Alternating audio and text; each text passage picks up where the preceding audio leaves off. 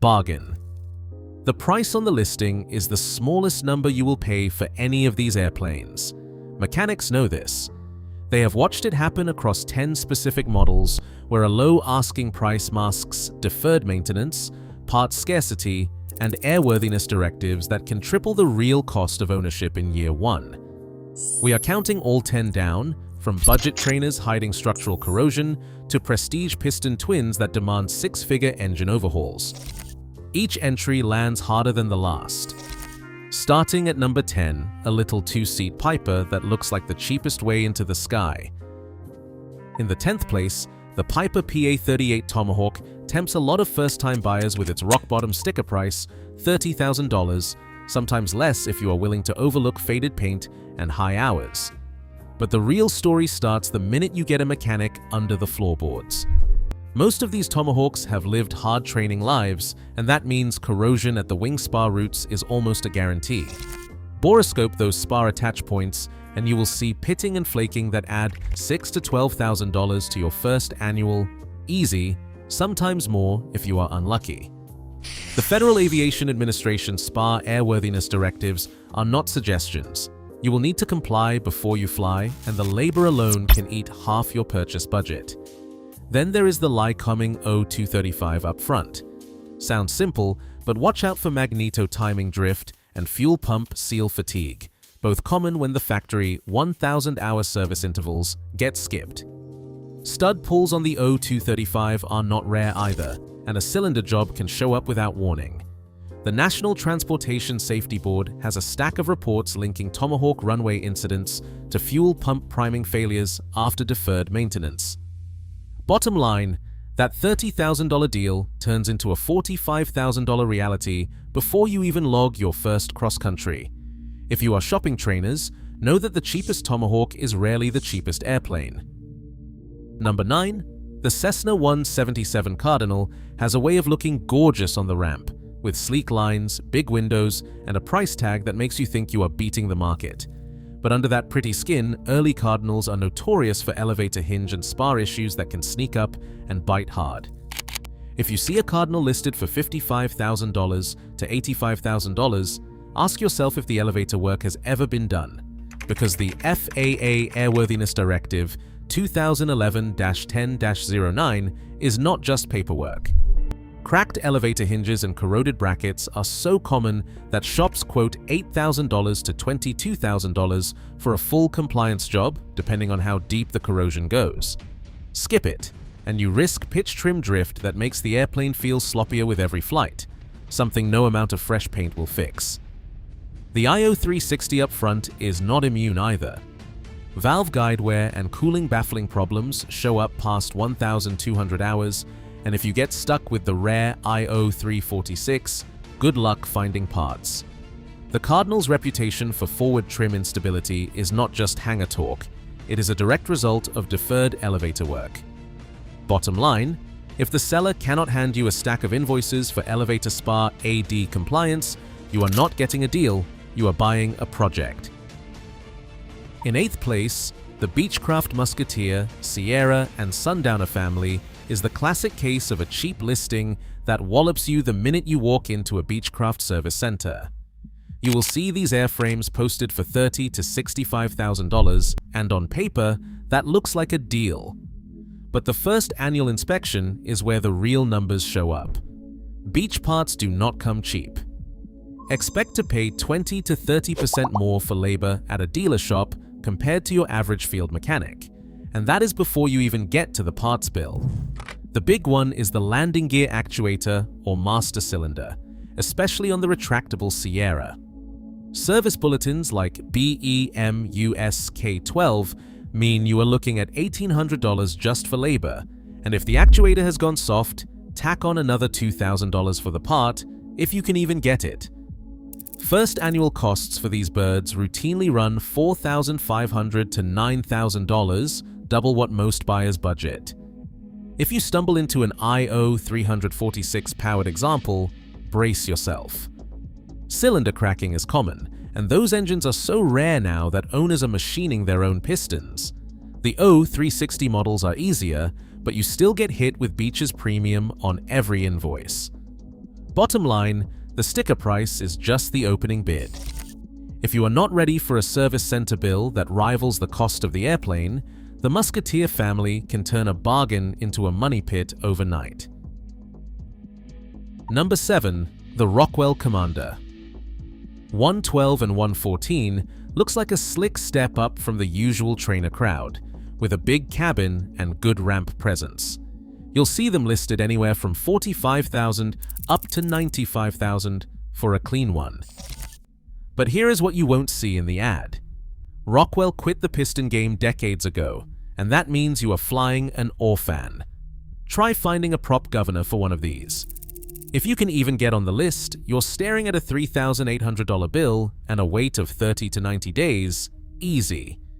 That's not shop scare talk, it's straight from the parts suppliers who keep a single unit in stock, if that. Gear actuator corrosion is the other silent killer. The FAA Airworthiness Directive 2022-12-02 mandates seal inspections and replacements, and half the time, the only way to fix a leaker is to hunt down a donor part or hope a specialist shop has one on the shelf. I've seen owners grounded for a whole season waiting for a gear kit or a hydraulic pump. The sticker price might tempt you, but downtime and parts roulette are the real costs here. If you're not ready to treat every annual like a scavenger hunt, the Commander is a logistics nightmare disguised as a bargain. Number 6, the Cessna 337 Skymaster is where the so-called bargain twin fantasy runs headfirst into reality. The push-pull layout looks clever, no single-engine yaw, no scary VMC roll, but ask anyone who has wrenched on one and you will hear the same warning. The rear engine is a heat-soaked maintenance magnet, and the bills stack up fast. Most Skymasters you see listed for $85,000 to $125,000 have not had a recent rear prop hub inspection. That is not just a line item. FAA Airworthiness Directive 2023-0814 means you are on the hook for a crack check every 100 hours. And if you find a problem, you are out another $1,500 for parts, assuming you can source the hub kit at all. Cylinder cracks on the rear engine are practically a rite of passage, usually showing up between 400 and 600 hours, way before TBO. You will get quoted $8,000 to $15,000 just for the pressurization system inspection, and that is before you find out if you need to chase leaks or replace seals. Add it up, baseline annuals, recurring airworthiness directives, and the twin-engine fuel burn, and you are staring at $35,000 a year just to keep the thing flying, even if nothing major breaks. The Skymaster is a lesson in asymmetric maintenance. One engine runs hotter and fails sooner, and nobody tells you that cylinder jobs are almost always done out of sync. If you are tempted by the price tag, make sure you have deep pockets and a mechanic who knows the quirks of the rear prop and cooling system. Otherwise, that 2 engines for the price of 1.5 deal turns into a $50,000 surprise before you ever get to enjoy the view from the back seat. Number 5, the Piper Twin Comanche is the classic case of a twin that looks like a deal until you actually start flying it cross-country and realize you are babysitting systems that can end your day with a single bad switch. The fuel system alone is enough to make any mechanic sweat. 6 tanks, 2 selectors, and a layout that has tripped up even experienced pilots. The NTSB has a string of accident reports where a simple selector miscue led to fuel starvation, even with tanks still holding plenty of gas. It is not just pilot error. Selector valves on these birds have a known habit of sticking or leaking, especially when the O-rings have not been replaced on schedule. Miss a service interval, and you are rolling the dice with every flight. Then there are the fuel pumps. Diaphragm fatigue is a repeat offender, and deferred replacement, often because owners try to save a few dollars, has led to pressure loss and engine outs. Airworthiness. Directive issued on 2021, June 13th spells it out, but plenty of sellers just hand-wave it away. And if you think the landing gear is simple, think again. The hydraulic system on the twin Comanche is notorious for slow leaks and actuator bushing wear, with overhaul invoices running $4,000 to $8,000 depending on how deep the shop has to go. Service Bulletin P3012 is not optional if you want to keep the gear working reliably. You will see these listed anywhere from $70,000 to $130,000.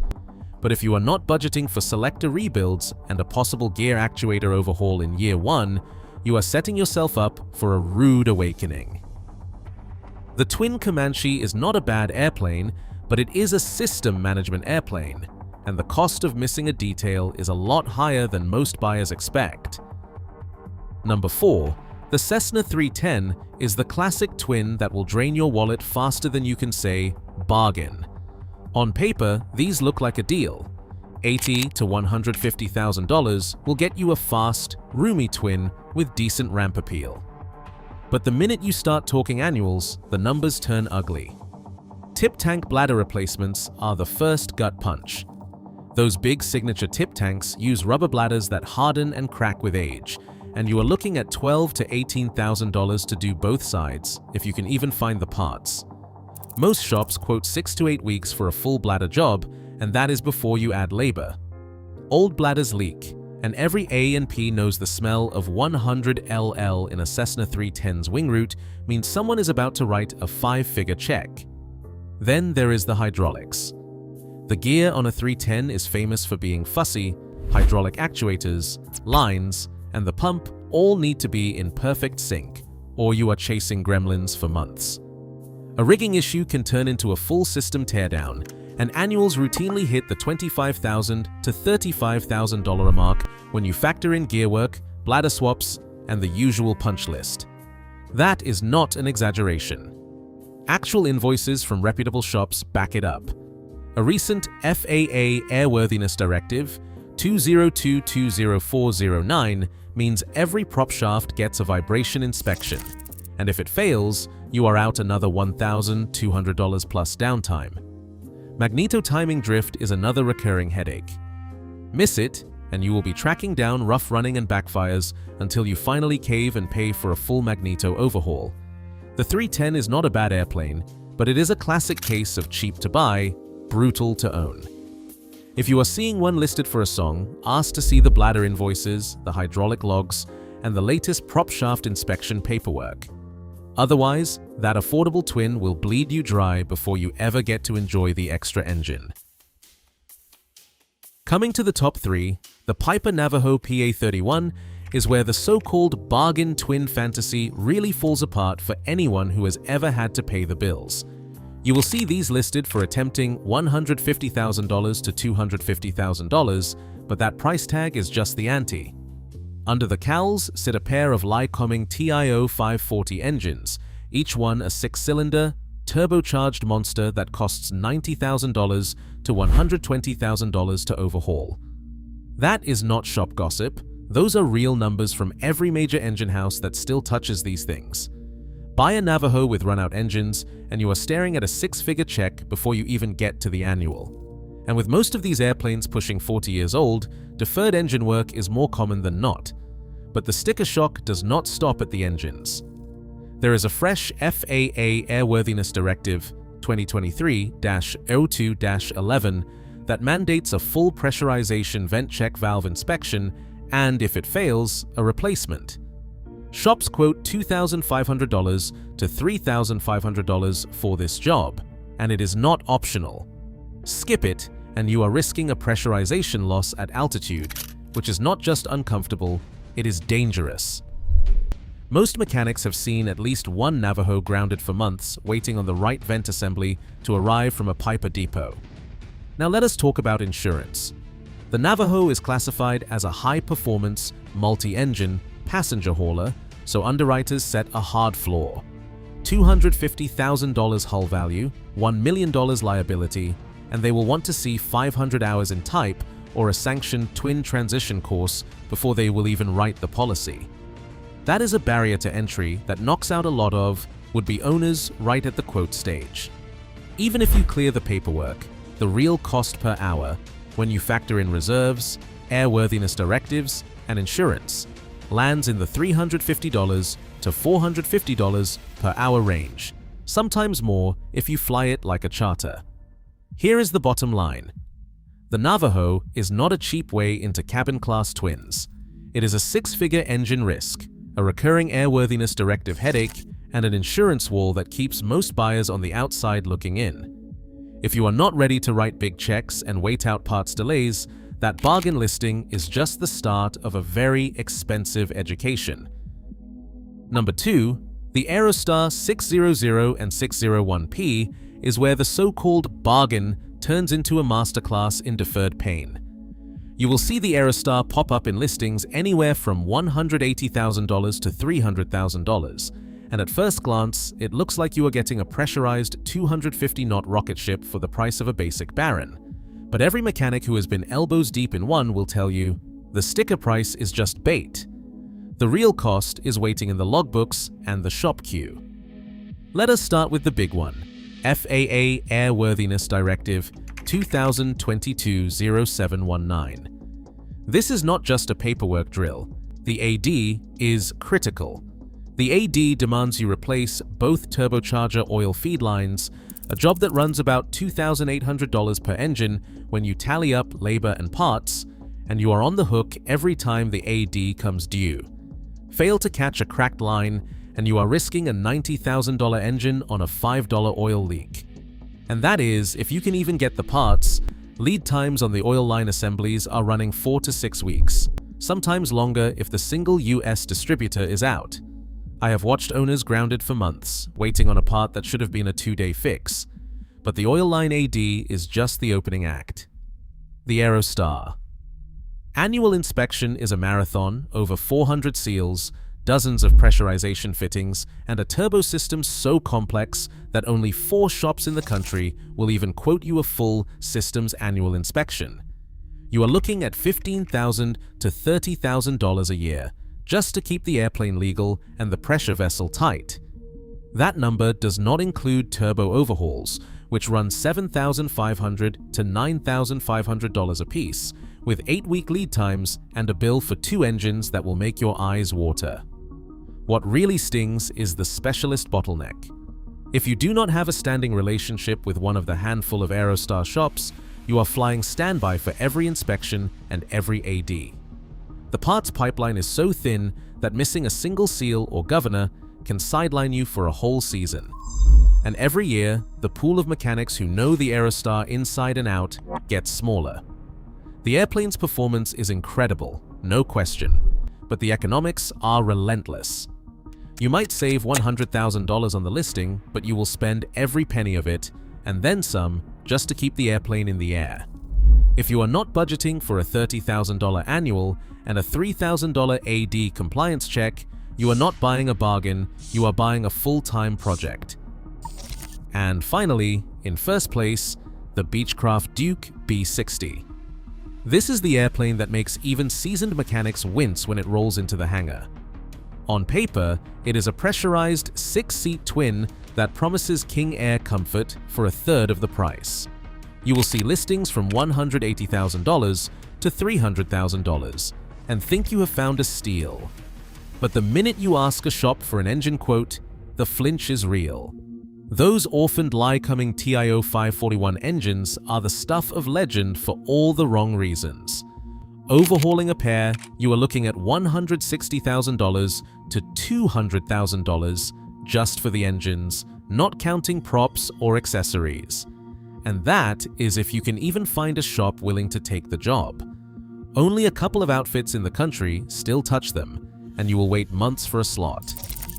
The time between overhauls is 1,600 hours, but most Dukes on the market are already deep into run-out territory. Every hour you fly past, that is a bet against a 6-figure invoice. It does not stop there. The Duke burns about 45 gallons per hour in cruise, nearly twice what you would see in a light twin. That is not a typo. At today's avgas prices, you are shelling out well over $300 for every hour in the air before you even touch maintenance or insurance. And the pressurization system is a maintenance marathon all by itself. Hundreds of seals, custom valves, and parts that Beech has not stocked in decades. Every annual inspection, you are chasing leaks and corrosion, especially if the plane has spent time in humid climates. Corrosion in the spar or fuselage skin is not rare, it is a recurring nightmare.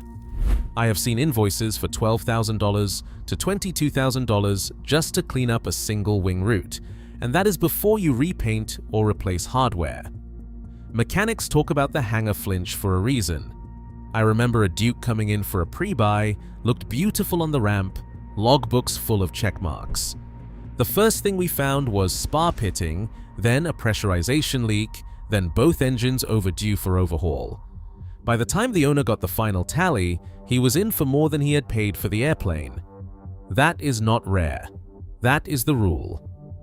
The Duke is not a bad airplane. When it is right, it is fast, smooth, and climbs like a rocket. But the mismatch between the listing price and the real cost of ownership is brutal. If you are not ready to write a six-figure check just to keep it flying, the so-called bargain Duke will eat you alive. This is the one model where mechanics quietly warn their friends, if it seems too cheap, it is because you're about to buy the most expensive lesson in general aviation. Across all 10 of these so-called bargains, one pattern is inescapable. The cheapest listing is often just a down payment on unseen headaches. Every model here can be a solid airplane, if you walk in with your eyes wide open and a maintenance fund to match. In this business, the real risk is not the airplane, it is buying into someone else's deferred problems. That is what mechanics wish every buyer understood.